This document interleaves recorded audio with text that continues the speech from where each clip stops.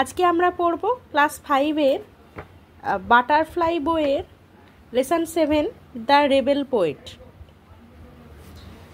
The rebel poet মানে হচ্ছে বিদ্রোহী কবি। বিদ্রোহী কবি আমরা কাকে বলি? আমরা বিদ্রোহী কবি বলি কাজী নজরুল ইসলামকে, ওনাকে নিয়েই লেখা এটা। আচ্ছা, এখানে প্রথমেই একটা গান রয়েছে, let's begin, let's Singh an inspiring song together, we shall overcome, we shall overcome, we shall overcome someday, O deep in my heart I do believe we shall overcome someday. এটা খুবই একটি জনপ্রিয় গান।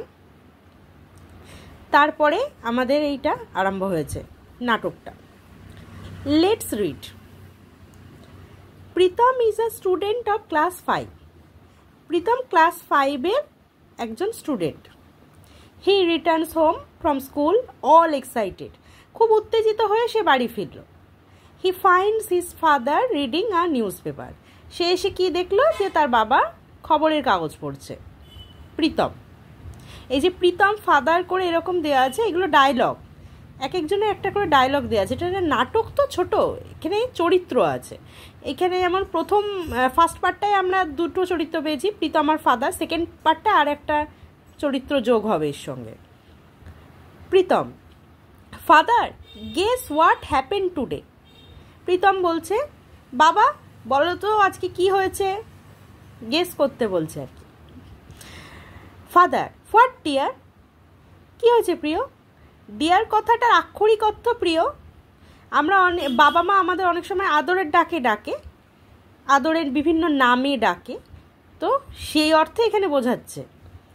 Pritam, our teacher has asked us to Singh a patriotic song on the Republic day. আমাদের শিক্ষক বা শিক্ষিকা ওর কি গাইতে বলেছে ওদেরকে? একটা দেশপ্রেমের গান। কবে গাইতে বলেছে? রিপাবলিক ডেতে বা প্রজাতন্ত্র দিবসে। তাহলে প্রজাতন্ত্র দিবসের দিন ওদের শিক্ষক বা শিক্ষিকা ওদের একটি দেশপ্রেমের গান গাইতে বলেছে। প্যাট্রিয়টিক সং মানে দেশপ্রেম। প্যাট্রিয়টিক কথাটার মানে দেশপ্রেম। এখানে ওয়ার্ড্রোবে দেয়া আছে expressing love for one's country.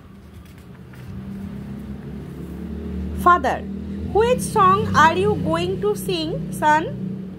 বলছে তুমি কোন গানটা গাইবে? Pritam, ma'am suggested that we should sing কারারই লৌহ কপার। আচ্ছা, এখানে ম্যাম আছে, এখানে দেখো একটা অ্যাপোস্ট্রফি আছে দুটো এর মাঝখানে, মানে এটার পুরো শব্দটা হচ্ছে ম্যাডাম। যেহেতু ডিটা নেই, ডিটা অমিটেড আছে, তার জন্য এখানে অ্যাপোস্ট্রফি দেওয়া আছে মাঝখানে, ঠিক আছে? তাহলে ম্যাম ওদের কি সাজেস্ট করেছে? ম্যাম পরামর্শ দিয়েছে ওদেরকে কারারই লৌহ কপাট গানটা গাওয়ার জন্য। Father, do you know who has written the song? Pritam, তখন বাবা জিজ্ঞেস করছে, প্রীতম তুমি কি জানো এই গানটা কে লিখেছেন? আচ্ছা,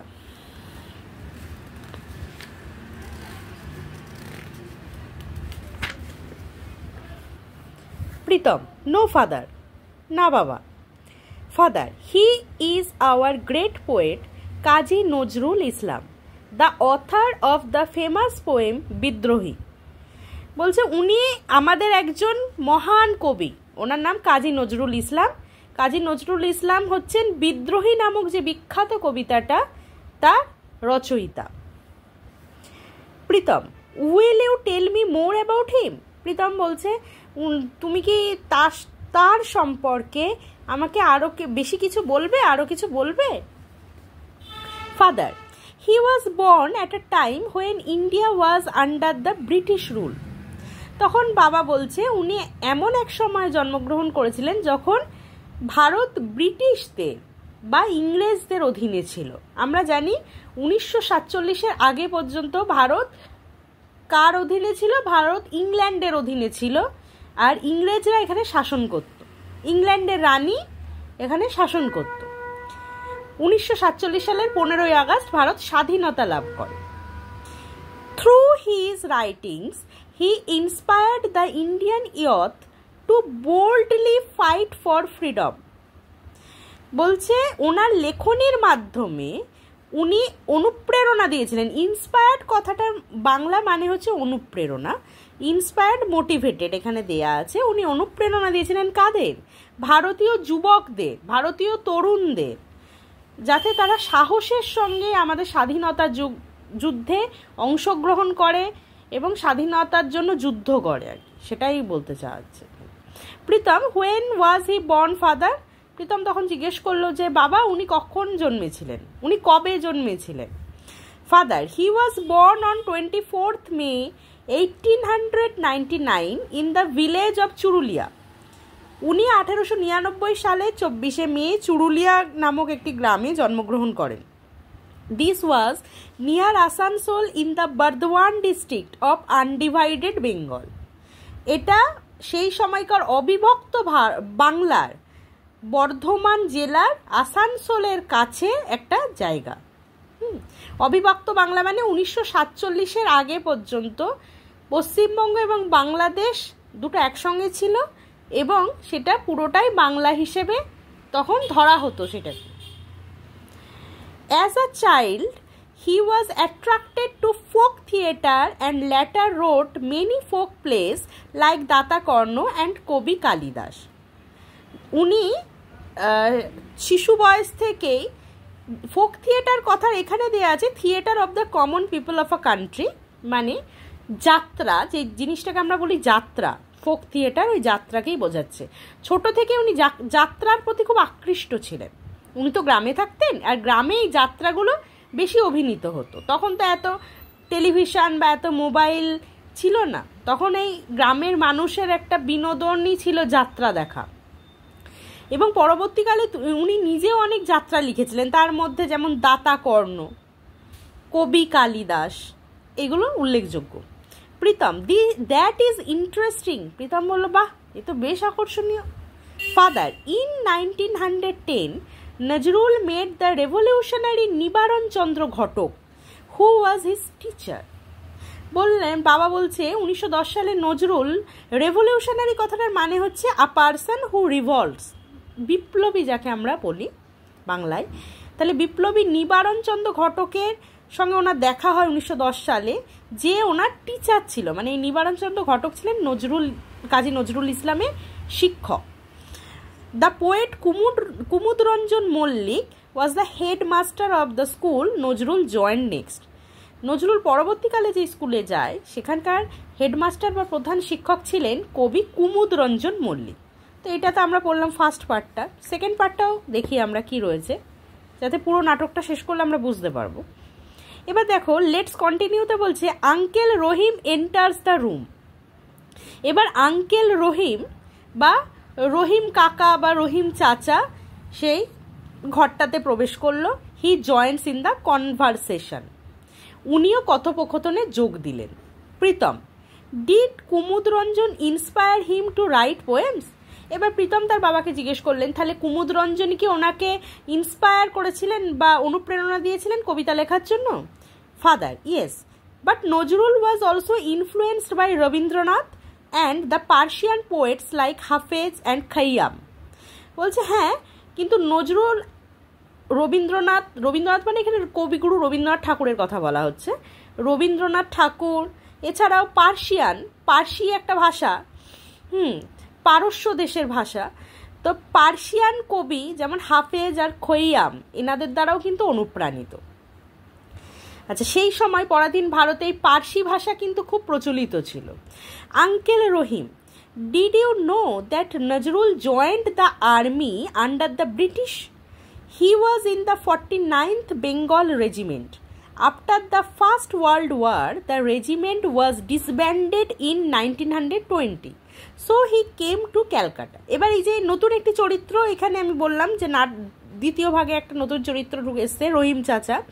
তো উনি বললেন, তুমি কি জানো যে কাজী নজরুল ইসলাম ইংরেজদের অধীনে, যে তখন তো ইংরেজ শাসন, তাহলে ইংরেজদের অধীনে যে ভারতীয় সৈন্যবাহিনীতে উনি যে ছিলেন সেটা কি তুমি জানো?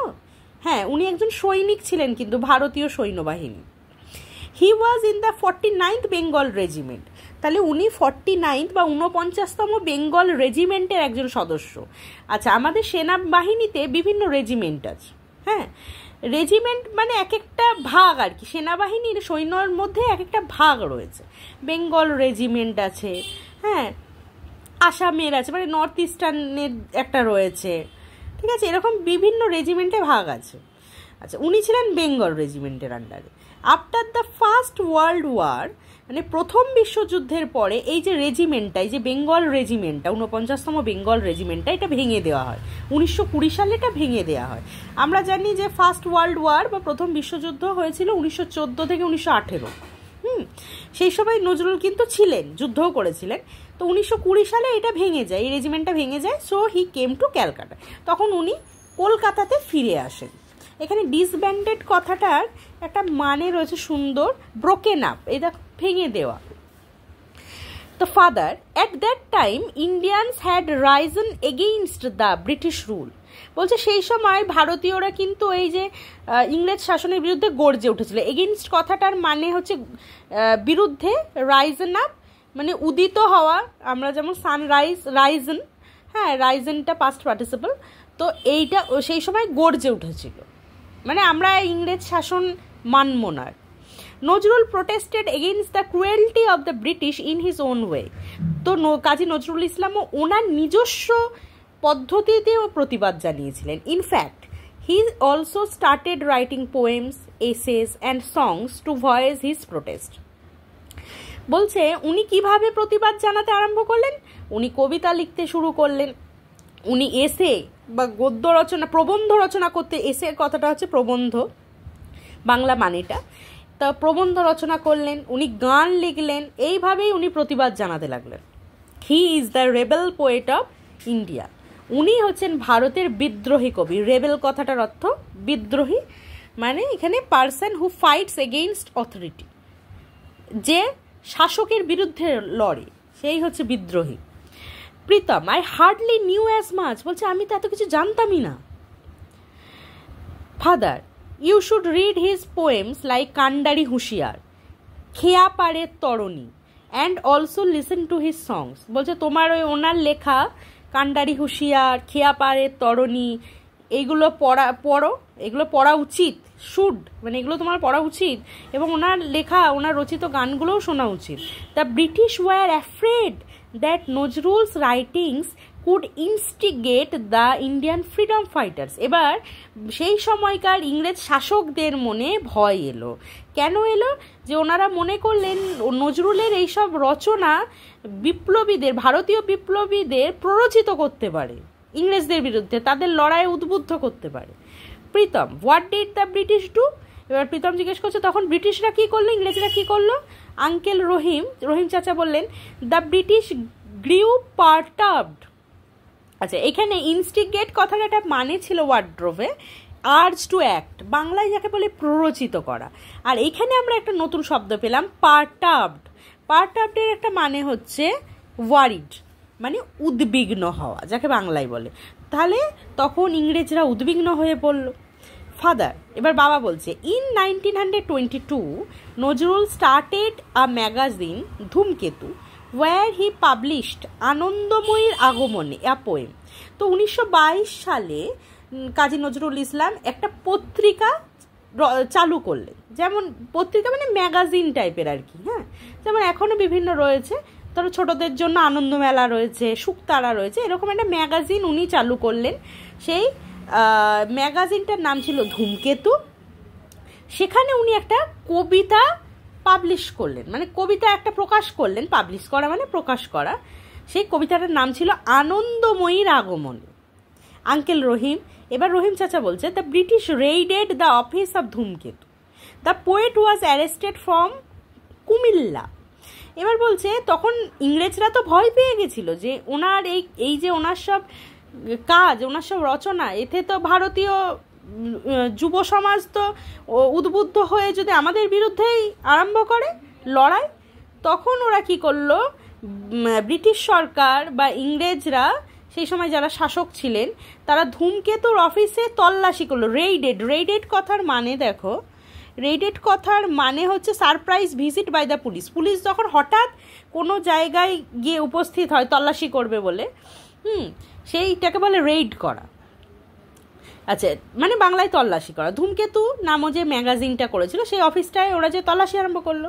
এবার কুমিল্লা এই জায়গাটা হচ্ছে বাংলাদেশে। হ্যাঁ, তখন তো পশ্চিমবঙ্গ আর বাংলাদেশ দুটোই একই অবিভক্ত বাংলা ছিল। তো সেই বাংলার কুমিল্লা বা এখন বর্তমানে বাংলাদেশের কুমিল্লা নামক জায়গা থেকে কবিকে গ্রেপ্তারও করলো ইংরেজরা। প্রীতম, হোয়াট হ্যাপেন্ড দেন? প্রীতম জিজ্ঞেস করছে তাহলে তারপরে কি হলো? Father, he was transferred to the Hooghly jail and there he began fasting. বললো ওনাকে তো কুমিল্লা থেকে গ্রেপ্তার করা হয়েছিল, তো ওনাকে ওখান থেকে হুগলি জেলে পাঠানো হলো।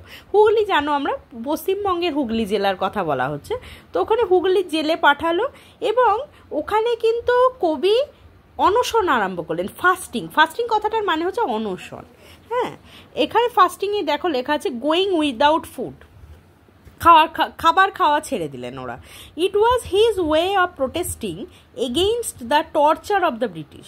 বলছে এইটাই ওনার পদ্ধতি ছিল, এই যে ইংরেজ শাসকদের এত অত্যাচার, টর্চার মানে অত্যাচার, ইংরেজ শাসকদের অত্যাচারের প্রতিবাদ করার এটাই হচ্ছে ওনার পদ্ধতি। ওনাকে যখন গ্রেপ্তার করা হলো, জেলে রাখা হলো, তখন উনি খাওয়া দাওয়া ছেড়ে দিলেন, অনশন করতে লাগলেন, কিচ্ছু খেলেন না, এমনকি জল পর্যন্ত না। Pritam, for how many days did he fast father? তখন প্রীতম জিজ্ঞেস করলো কতদিনের জন্য উনি অনশন করেছিলেন বাবা? Father, he ফাস্টেড for more than a month. বলছে উনি 1 মাসেরও বেশি সময় ধরে অনশন করেছিলেন। In December 1923 he was released from jail. বলছে 1923 সালের ডিসেম্বর মাসে ওনাকে জেল থেকে ছেড়ে দেওয়া হলো। রিলিজ মানে ছেড়ে দেওয়া, ওনাকে ছেড়ে দেওয়া হলো। Pritam, thank you so much father.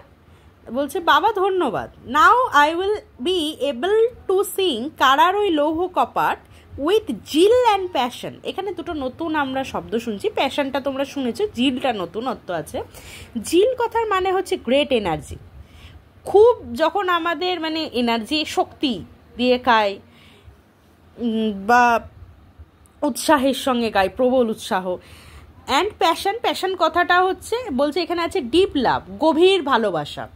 বলছে বাবাকে তখন প্রীতম ধন্যবাদ জানিয়ে বলল যে বাবা ধন্যবাদ, এবার আমি কারার ওই লৌহ কপাট গানটা গভীর ভালোবাসা এবং প্রবল উৎসাহের সঙ্গে গাইতে পারবো। I am so proud. এখানেও দেখো আই আর এম এর মাঝখানে এই যে অ্যাপোস্ট্রফিটা আছে, এটা আই অ্যাম, এটা এখানে অমিট আছে, এটা নেই, তার জন্য আই আর এম এর মাঝখানে একটা অ্যাপোস্ট্রফি দেওয়া আছে। ঠিক আছে, I am so proud that the teacher has selected me for singing. তখন প্রীতম বলছে যে আমি খুবই গর্বিত যে শিক্ষিকা, যেহেতু আমরা আগেই পড়েছি উনি প্রীতম একজন ম্যাডামের কথা বলেছিলেন, তা শিক্ষিকা আমাকে যে সিলেক্ট করেছে, আমাকে যে বেছে নিয়েছে গানটা গাওয়ার জন্য, এর জন্য আমি খুবই গর্বিত। Uncle Rahim, then let's here you Singh, we will sing along with you as well. তখন এবার আঙ্কেল রহিম বা রহিম চাচা বলল তাহলে তোমার গান শোনা যাক, আমরাও তোমার সঙ্গে গলা মেলাবো। এই হচ্ছে রেবেল পোয়েটের পুরোটা। তোমাদের যদি অন্য আর কোনো চ্যাপ্টার জানার থাকে বা গ্রামারের কোনো চ্যাপ্টার জানা থাকে তা নিচে অবশ্যই কমেন্ট করো, বা যদি তোমাদের জন্য আমি অ্যাক্টিভিটিগুলো যদি দরকার লাগে তাহলে আমি এর উপরে আলাদা করে আবার ভিডিও দেবো। Thank you.